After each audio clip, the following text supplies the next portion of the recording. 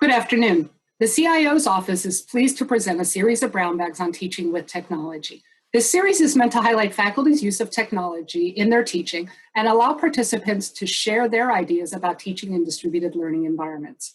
Today, I'm very pleased to introduce Dr. Joseph May from the School of Medicine, who will be talking to us about finding technology to fill gaps in the curriculum.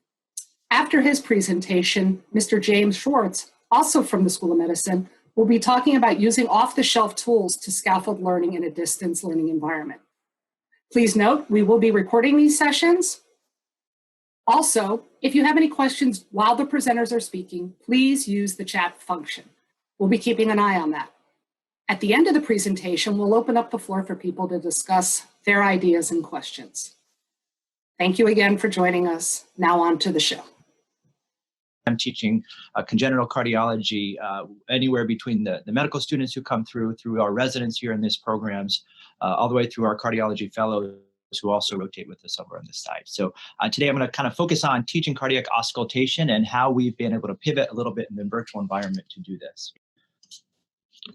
I have no relevant relationships or disclosures with any of the products I'm talking about today. And in fact, I'm keeping this very intentionally broad. I don't want to get into the specifics of an individual product or app or things like that. I want to kind of talk in big picture, broad brushstrokes and keep it a little more generic to keep it both applicable and also to not show any undue favoritism with products. And then this is our standard disclaimer that we use for any of our military related presentations as well.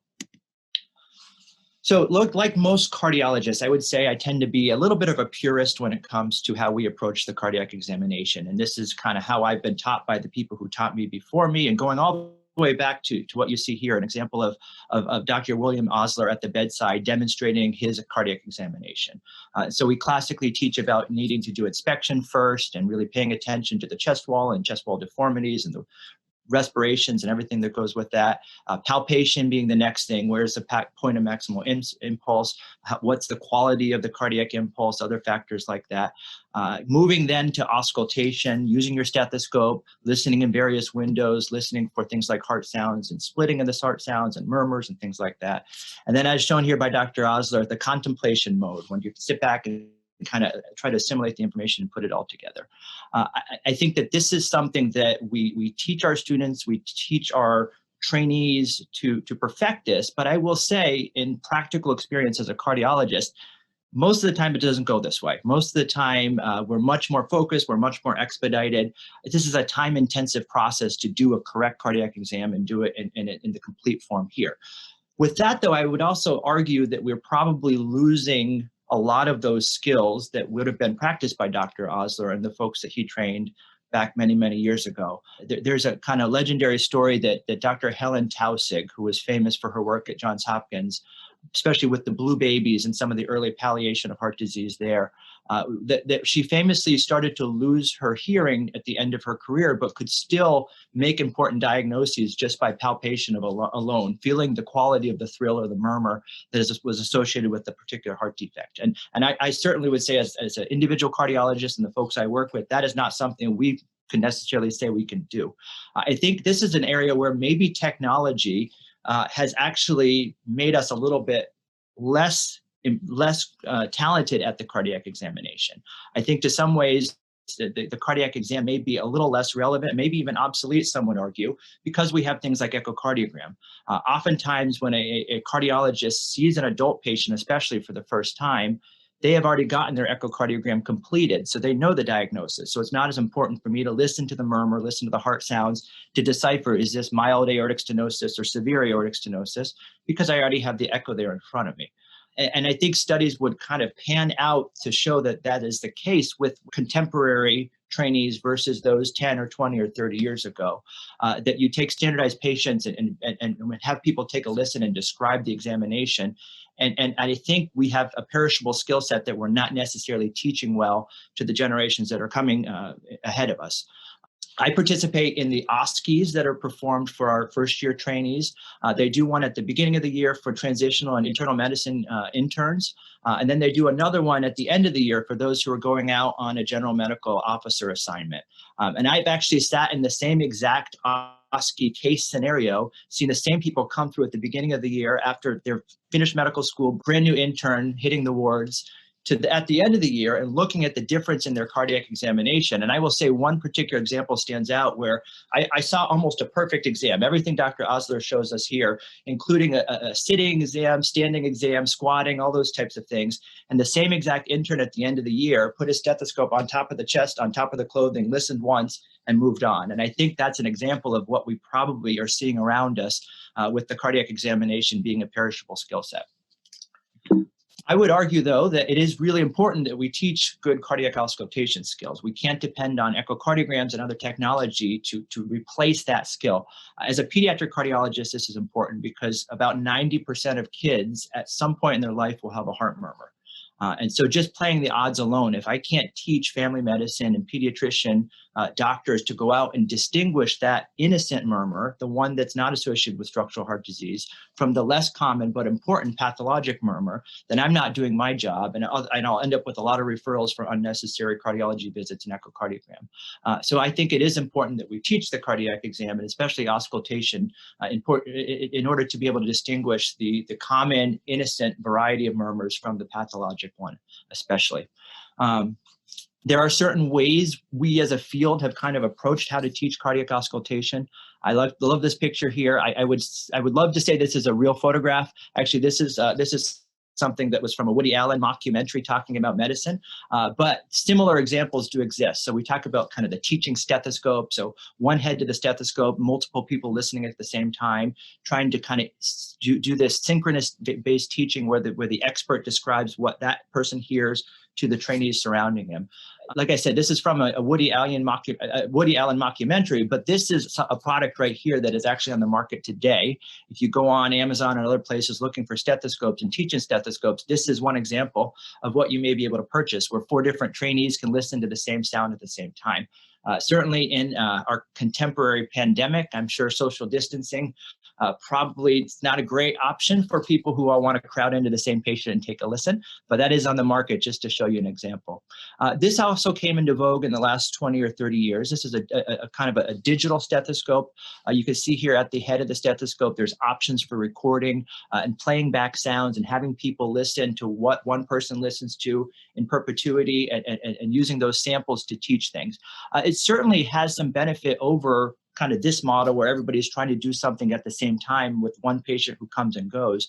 But in my own personal experience, I would say that the quality of the sound that these have produced in the past have not been ideal. Never quite sounded the same in the digital stethoscope to me and other of my colleagues as it does listening to a real patient in front of you. We actually have one of these that my predecessor purchased about 20 years ago, has been sitting on the shelf, and we oftentimes even forget to use it. So practically speaking, it is a tool, but it's oftentimes not one that has been extremely useful for our rotators who come through our clinics. Other options out there on the market, certainly there's simulation models that can recreate the heart sounds. This is kind of one of the more common ones, the Harvey mannequin, Harvey 2, that has even better heart sounds to it. And so certainly some benefit to that in that you can move your stethoscope on the chest and hear different things in different locations, sometimes integrating with the breath sounds to be able to kind of distinguish those from each other. But I will also say anecdotally that I found the sounds to fall flat, not to really sound like the true patient that you would go experience, but certainly there is some benefit to using this type of technology. So there are challenges to bedside teaching. As much as I'd love to be a purist and say the best teacher is always the patient in front of you, there are certainly some challenges that we do have to take into account in our clinical practice, especially.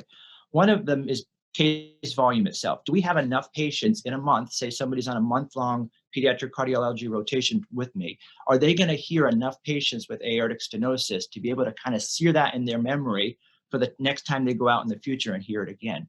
So case volume can certainly be a challenge, but also with that case mix. In that 1 month rotation, if they hear a lot of ventricular septal defects of kind of classic common murmur that we may hear, that's great. But are they also going to hear pulmonic stenosis and tricuspid regurgitation and other things that are important for them to hear? We may or may not get that case mix during the time they spent with me on that month. Certainly competing priorities. This is probably one of the biggest challenges of bedside teaching. And so it takes time to deliberately and iteratively teach the cardiac examination. And time is probably one of the biggest competing priorities for us as teachers, but also for our patients and our families that we're working with. In the classic model, I send my med student, my resident, my fellow in. They take the history, they do the exam, they do the cardiac exam, they come back and they sit with me, they report what they found, they describe their examination. I go back in, I redo it, I listen. So all that process from start to finish takes a lot of time. And sometimes by the end, the patient's no longer interested in playing nice with the trainee to let them do that dedicated cardiac examination the way we want them to. So cooperation from our patients is also important, both in terms of time demands, but also the fact that in my field, in pediatric cardiology, this is sometimes the patient that's sitting there in front of you. And so, developmentally, you may only have one shot at doing a good cardiac examination. And I don't know if I want to send my medical student or my resident in there first, make the child upset, and then me lose the opportunity to do that examination. So as I was building this, it accidentally happened on 4 C's in a row. And so obviously to keep the alliteration going forward, why not throw in COVID-19? And so probably the biggest challenge we're facing right now is that challenge of a pandemic. Certainly case volume alone to not have our patients in here with us, but also having to keep our trainees at home for a lot of the early phase of the pandemic where they're not getting the hands-on experience with patients in front of them and all of the challenges that created in our teaching models. So about 2 years ago, I and my colleagues kind of started to look around at what other technology may be out there to potentially leverage and help teach auscultation skills, especially. We started looking and kind of investigating what is on the market. And we found that there are a lot of options for smartphones, for smartphone applications to be able to kind of work and deliberately and iteratively teach these skills. And so we kind of started looking into what's out there. I will say if you do a search right now for different apps in the Apple Store or other places, and just put in Murmur, you'll get about 10 or 15 different options for these types of apps that are off the market, ready to be used. And so we played around with these to say, are these tools that we could potentially augment our teaching, whether it be synchronous or asynchronous, to be able to have our trainees get a better experience overall. I will say in my experience now looking at these apps compared to what I'm used to in the past, 20 years ago, when I was starting to learn all of this and we were using the analog sounds, I found that the quality of the recordings were much, much, much better than what I expected them to be, especially when using a good headphones. So if you use the cheap headphones, you may not recreate that stethoscope sound, but I found if you have a really good set of headphones that often have a good bass component to them, that the sound quality that I'm hearing in a lot of these recordings are very similar to what you might hear on a patient's examination. In fact, a lot of them keep the breath sounds included, so you can hear both of those at the same time. Some of the apps will actually say that they validated these. One in particular has about 1,000 recordings that they've gone through, had 2 cardiologists listen and describe the sounds and then do an echocardiogram to confirm the sounds, just to validate that the product itself, what they're actually putting on their app, is actually valid. Other benefits include the fact that it can be asynchronous learning. So you can have somebody who's in their phone, going back and forth, playing back the sound, slowing down the sound, labeling the different components of systole and diastole to be able to really work asynchronously to be able to distinguish different sounds from each other. It can also be iterative, which I think is really important. Many of them will start by saying, okay, this is the first heart sound, this is the second heart sound, and practice with that. Now add in breath sounds. Now add in splitting of the second heart sound with breathing. Now add in an extra sound like an S3 or S4. Now add in the murmur on top of that and really build iteratively so people as trainees can build that confidence to the different components of the cardiac auscultation examination. Many of them actually have options for synchronous sessions, which I found really interesting. So obviously we're doing a synchronous Zoom session right now in a virtual setting, but many of these in the apps have an embedded component where everybody who's using that app at the same time, I could broadcast a particular heart sound to their phones. So I can have everybody open up the app and say, okay, now I'm going to play for you an aortic stenosis murmur, and have everybody go into that particular virtual classroom and listen at the same time to that same murmur at the same time, which I found extremely, extremely useful in the pandemic. I could set up didactic sessions like this and have people at the same time bring out their phone, listen with their headphones, and I can describe and they can hear the actual murmur that we're talking about at the same time. And then lastly, I would throw out the fact that it's much, much, much more convenient than a lot of the other products on the market, particularly thinking about the sim models and things like that. I had folks tell me, I was working with the app, I was taking a flight somewhere while I was sitting on the tarmac ready to take off. I did 3 or 4 of the sessions to kind of practice murmur stuff. So a much more convenient, much more portable way to approach learning in this environment. Just as an example, this is something we used in one of our didactic sessions. We talked about the components of the first and second heart sound. We added in the S3 and the S4 and diastole. We played for them different types of ejection clicks that you might hear from aortic stenosis or you might hear with mitral valve prolapse, and kind of iteratively played that. And then we were able to build into the different components of a murmur. So talking about an ejection murmur being one that's over the semilunar valve, so over the aortic and pulmonic valves, versus a regurgitant murmur that would be a hole in the heart like a VSD or a leak from a mitral valve. And the shape of these murmurs, the way that they kind of crescendo, decrescendo versus the flat quality, really to kind of play those back and forth, I think was extremely important and helpful for our trainees as they were learning to distinguish these from each other. The other thing I found really interesting as I started using this is I could actually take that model where I had a patient in front of me or a patient about to be seen, sometimes having 1 or 2 of these murmurs. In particular, one kid had a VSD and a pulmonic stenosis murmur.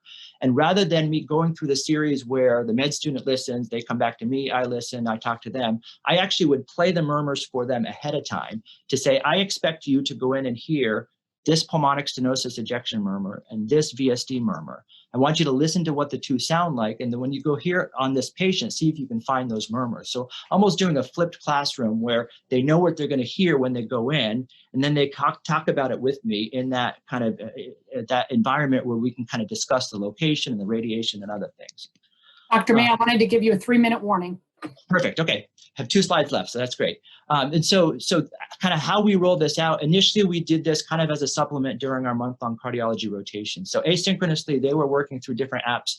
They were kind of using this to augment what we're doing in our primary teaching. But then we had to pivot when kind of COVID happened. We realized a lot of our folks are sitting at home doing a lot of self-directed learning. So we actually used some of the apps to be able to have them work through a series of auscultation exercises, and then set up synchronous sessions where we actually played those simulation examples I talked through. So we had over 20 residents in peds, family medicine, transitional, and internal medicine programs that while they were sitting home with no other patient encounters going on for a couple of weeks, we were able to kind of integrate some of this virtual learning using these apps on the market to be able to help them in their cardiac auscultation skills.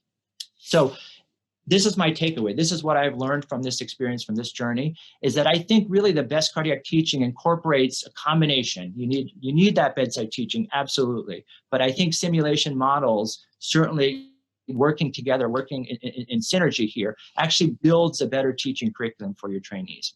I found that smartphone apps can build both efficiency and effectiveness in your teaching strategies. And if you can use them, the convenience factor, the fact that you can kind of pull it out of your pocket and use it on the spot really help to augment their teaching, their learning experience. And then I also found that in the circumstances where you don't have that case mix and case volume that are sufficient, say a pandemic, that this is really a great tool to be able to pivot to augment their learning experience and keep that momentum moving forward. So with that, I think I'm gonna stop here. I'll stop sharing and turn it over, and I'll be happy to answer any questions at the end. Thanks so much, Dr. May. I'd now like to turn it over to Mr. James Schwartz. And Mr. Schwartz, you can take over control for presenting. Well, thank you everybody for coming this afternoon and listening to the presentation. So my presentation is on building a strong foundation using scaffolding instruction designed for non-teachers. Here's our disclosure statements. The opinions are the opinions of the authors and ours alone, and we have no final financial disclosures. And just as a brief introduction, Ms. Dina Kurzel and Karen Marcellus, part of the ETI group, were instrumental in helping to design the curriculum that we're going to talk about, as well as Commander Nicole Hurst, who is an associate professor here at MEM. She has since PCS'd out to San Diego, but she was part of the team as we kind of looked at designing this specific curriculum. Quick agenda, we're going to look at the background, what we did, some lesson assessment results, tips, discussion, and finally with some questions. So background, the learners were second years. It was a class of 2023. And this, the lesson that we presented was the military physician as an educator. So we had a block of time that became available to the Department of Military Emergency Medicine, and we kind of sat down and looked at what do we think we need to teach, what are some of the gaps. And one of the gaps that we've looked at over the years is introducing the students to their role as educators. We all, I think, would agree that physicians have that role. It's a key role for a physician. And it was something that we felt like we needed to integrate within the curriculum. So we sat down to try to develop a block of curriculum that would introduce them as their role as an educator. The instructional goal, again, would become more confident in their ability to teach their roles. And you can see some of the objectives that we had for this very specific curriculum. What we did, so this is a comparison table of kind of what we initially were looking at and what we eventually ended up doing. So we had, initially it was for, as it turned out, it was for the entire class, which was approximately about 166 students. And the original plan was to do an in-person activity. It was going to be one group, total about 4 hours teaching time, 4 contact hours with a few readings. The learning environment initially was, again, using Sakai, beginning with a lecture and an in-person panel of anywhere from 3 to 4 physicians that would kind of introduce the curriculum to the students and why they saw being an educator was important and how they saw their role as an educator. And this, again, was all going to be in person, followed by probably somewhere in the neighborhood of about a 3 to 3.5 hour classroom activity in small groups. Initially, we were looking at about a minimum of 8 faculty members to run the curriculum. And there was articles that were going to be used as supplemental. And the final product was going to be a poster that the students were going to work through.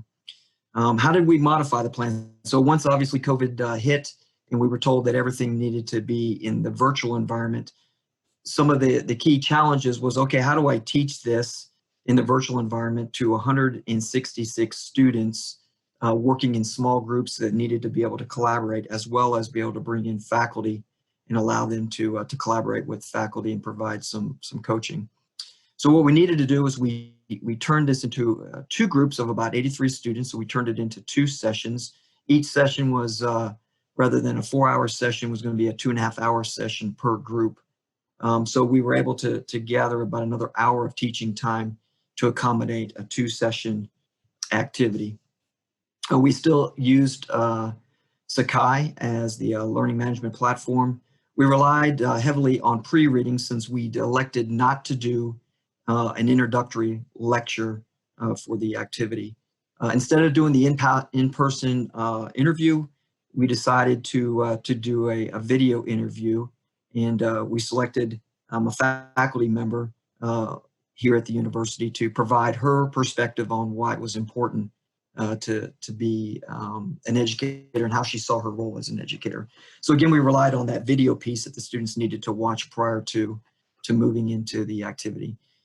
Rather than the classroom activity, we relied on Google Meet with mandatory student check-ins. Faculty, we still stayed at 8 per group, but now because I ran 2 sessions, I needed to double the faculty up. So either a faculty member had to agree to teach in both sessions, or I needed to find another faculty member to take care of one session over the other session. So it was a total of 16 faculty. So that actually doubled up the number of faculty that I needed to move into the virtual environment. Again, the readings were heavily relied on to take the place of some of the lecture activities. And then rather than doing a poster, what we did was we did an online worksheet. We had some reference handouts and some forms.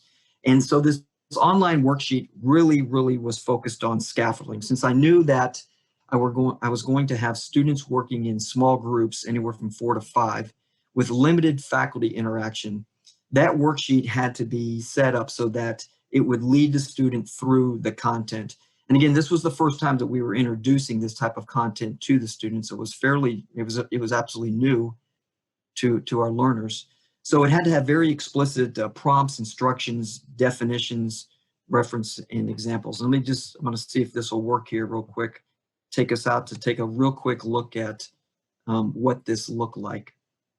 So what we designed was a fillable worksheet that the team would get together in the Google Meet, and they would fill this out as a team. So the entire team had visibility of the worksheet as they worked through it. But again, it was set up, like I said, with the scaffolding thoughts, very explicit instructions. If there was any supplemental material, the student could just basically go to the hyperlink that was embedded within it and pull up that material specifically right there on the spreadsheet. So we limited where the students necessarily needed to go to get supplemental material. Again, instructions, there are places where the students there were some definitions, some examples given.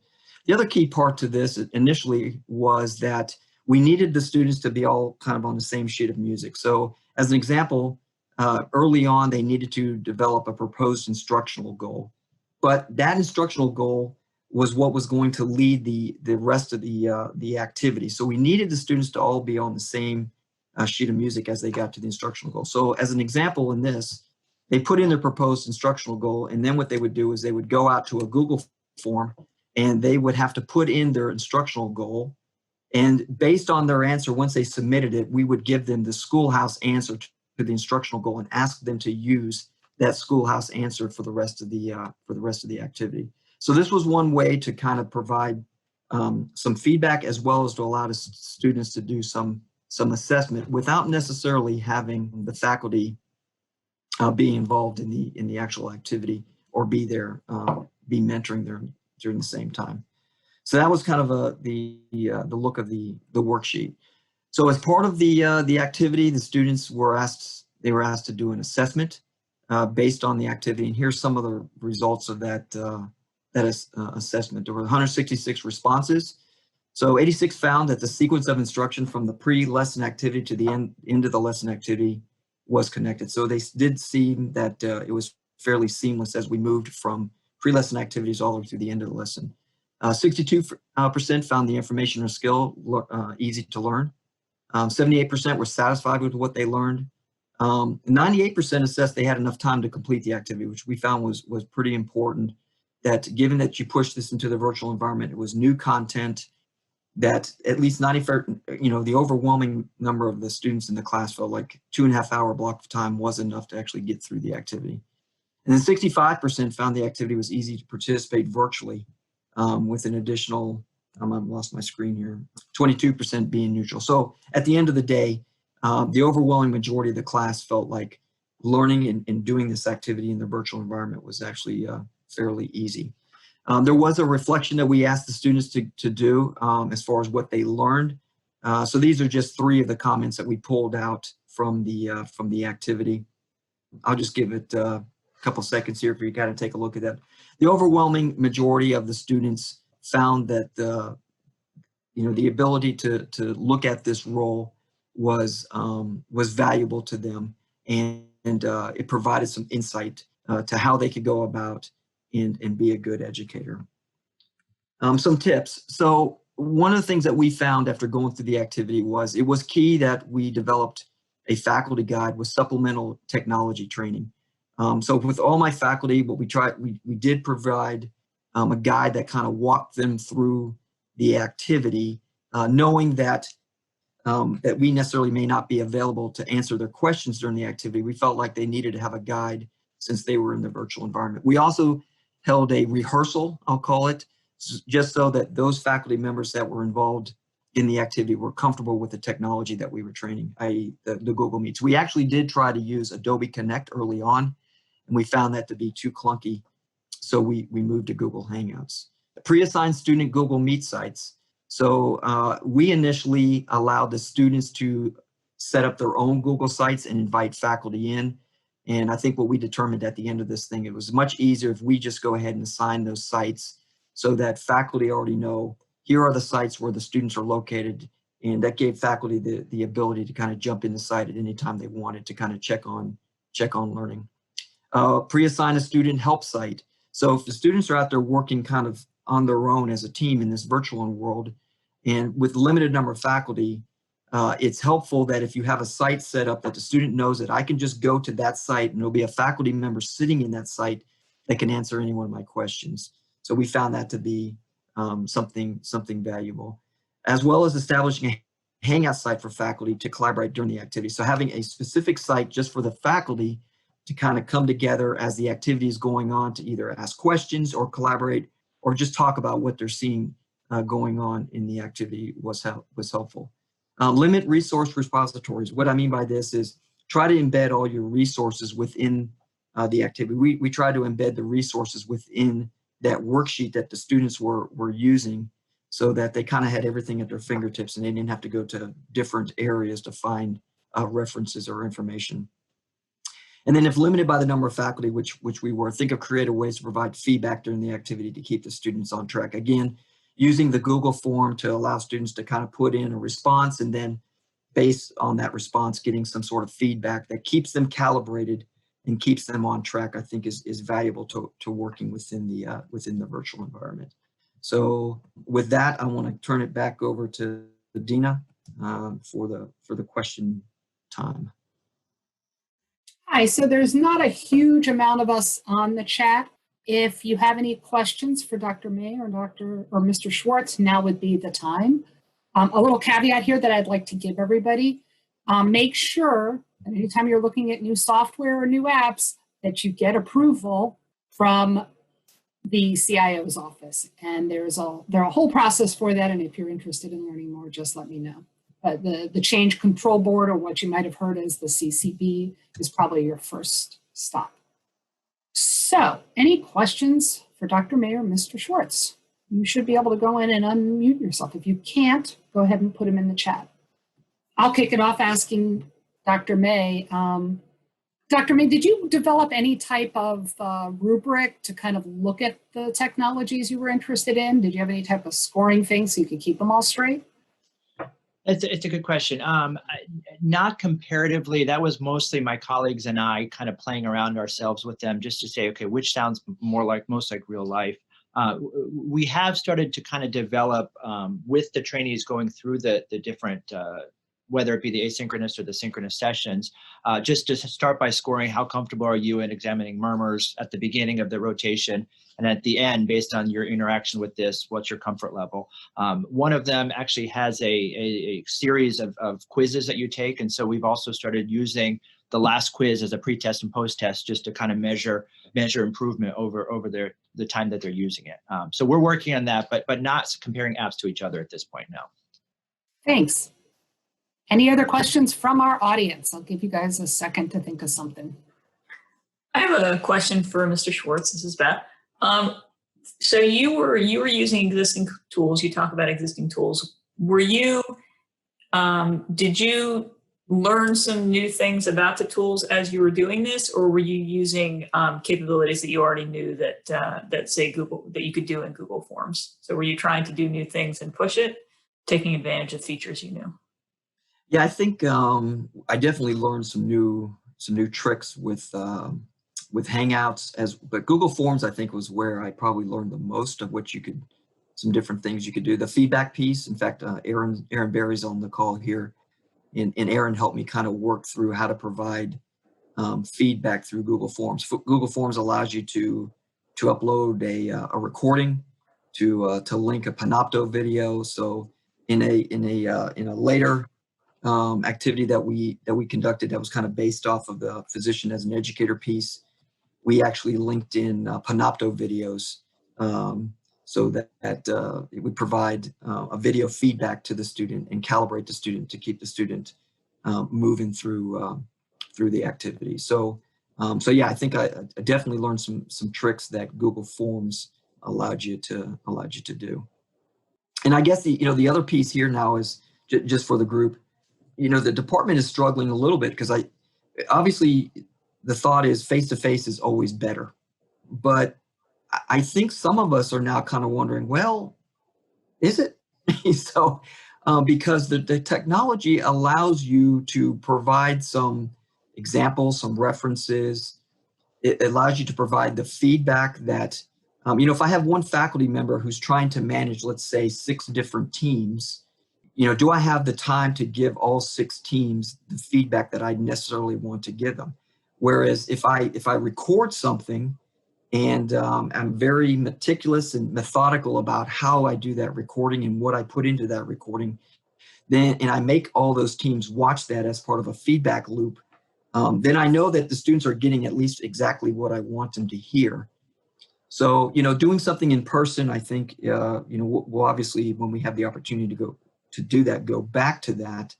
But I think now we're starting to look at, okay, how do I bring the technology piece even into the in-person activity? Do I have to have a faculty member that's kind of sitting there providing that in-person feedback, or can I have a student kind of watch something, get the feedback, and then if they have questions based on that, then engage with a faculty member? So I think it's caused our department at least to kind of think hard about how do we integrate this going forward. And I guess my question to Dr. May, I thought your presentation was excellent. Based on going out, once we go outside of COVID, is it your intent that you will use, the app now as part of your curriculum, going back to a face-to-face kind of? Yeah, I would say absolutely. And if nothing else, some of the options were with setting up a virtual classroom. I've done some kind of more standard didactic teaching for smaller groups in the neonatology fellows, where I talk about the cardiac exam in the neonate. And during that session, I will say, okay, you might hear this murmur when you're dealing with this pathology, and play it for them and let them listen to it. So if nothing else for that component of it. And then I think just anecdotally from the feedback I'm hearing from folks from the asynchronous learning, they like it, they want to continue using it. So probably using both components of that, yes. Thank you both. Any other questions from our audience? This is a question. This is Beth again. I wanted to follow up on something Mr. Short said and reiterate something that Dr. Meyer mentioned at the last workshop. Was one of the things that I know he likes about building Panopto elements in is he can actually see whether the students watch them. So there's some strengths in when you use technology that you can get that kind of information about the student usage. So that's another way that technology can be helpful and help you. If people are watching a video a lot, either that's a concept that you might want to expand on, or that they may either they're not getting or they think it's important. So yeah. Yeah, no, Beth, that's a good point, because as an example, when I talked about the Google Forms, so one of the things we did was you could put in a Panopto video, and then you ask questions, almost like a check on knowledge, right? Based on what they saw, you make them answer those questions in the form. So that does a couple things for one. It's kind of a check and balance to let the student know that, yeah, there's an expectation. We want you to watch the video. Secondly, it helps you kind of gather some information to determine, are they getting it? Or are they getting what you want them to get out of the activity? So that it provides a little bit of an assessment loop back to you as an educator to figure out, as they went through the activity, did they understand what they were being asked? Are they starting to get this stuff? So I think there's some great ways out there that you can use the technology to not only provide the feedback, but also to assess the activity itself. Thank you very much for attending the CIO's Brown Bag series on teaching with technology. Just to let you know that on November 17th at 1300, Dr. Alexis Batista will be talking to us. Our final presentation for the year will be on December 15th at noon, where Dr. Francesca Cimino and Dr. Laura Taylor will be talking to us about flexing to fit, using the tech at hand to make it work. Please note that you could go back and look at any of these presentations by going to our website, www.usuhs.edu/ETI, and go ahead and click on the resource section. There you'll be able to see the recordings of these sessions. Right now, you can review Dr. Eric Meyer's piece on moving the School of Medicine's neuroscience module online. Thank you very much for joining us again, and stay safe.